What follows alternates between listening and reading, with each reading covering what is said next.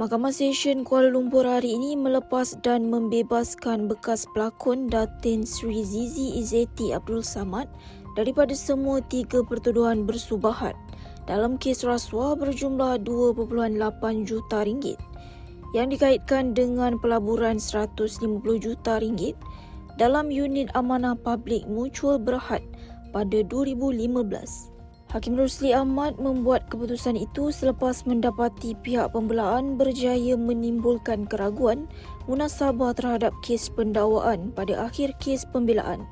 Mahkamah memutuskan pihak pendakwaan gagal membuktikan kes melangkaui keraguan munasabah.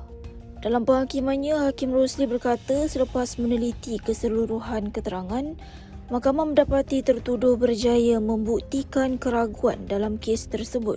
Sehubungan itu, Zizi Izzeti dibebaskan daripada ketiga-tiga pertuduhan yang dihadapinya. Beras basmati, parboiled atau steam, lebih panjang, berkualiti dan menyelerakan. Pilihan muktamad untuk beras perhasian. La la la la la, la sela. Adakah anda penjawat awam? Perlukan bantuan kewangan? Tak perlu pening lagi.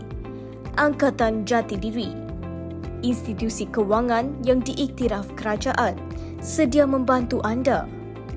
Proses mudah, kelulusan pantas, bantuan kewangan dalam masa singkat. Nak tahu lebih lanjut? Mudah saja scan QR code di skrin sekarang.